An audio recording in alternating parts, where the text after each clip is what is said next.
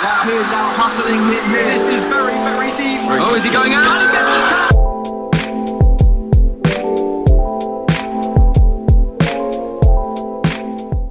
I saw some communication, like verbal, abuse, trash talk between the two, and then he jumped over and then, tried to attack the guy, and then security pretty much took him, out of play, like immediately.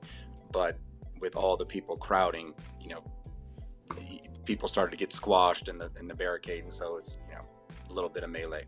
Yes. How close were you to all this that was going on when Khabib came into the audience? Immediate. You were right. First row.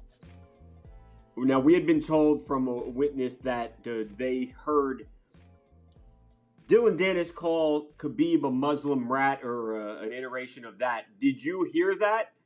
No. Did you hear Dillon Danis say anything? Yes, but it was hard to decipher exactly what was said. So just to go back to Dillon Danis and what he may have said, it's possible that he may have said something with regard to Khabib's religion, but you can't confirm nor deny because you were unable to make out what No. But he was definitely, there was a lot, obviously being said. And,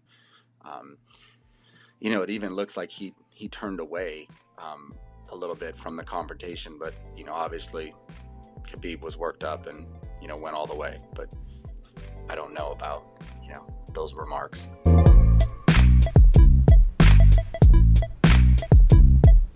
You saw Dillon Saturday night. Tell us about that. I mean, we went to the club, man, and then after we were just hanging out, and then he came up to me and he was like, "Hey, man."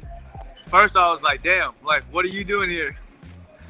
Especially alone. And I was like, "This guy's a savage right now."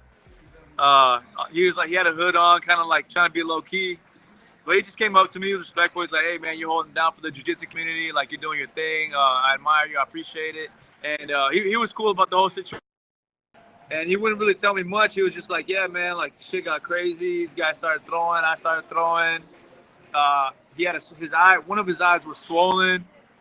And he was just telling me, like, "Yeah, man, I think, like, they gave me a concussion or whatever." And so he got down too, man. So, and then after that, he was going to walk out by himself. And I told my boy, I was like, "Hey, man," I go, "make sure this guy gets out of here all right." Because, there seemed to be some Russians in that club. So I was like, let's make sure this guy gets out safely, man. Because last thing you want is this guy get jumped going out.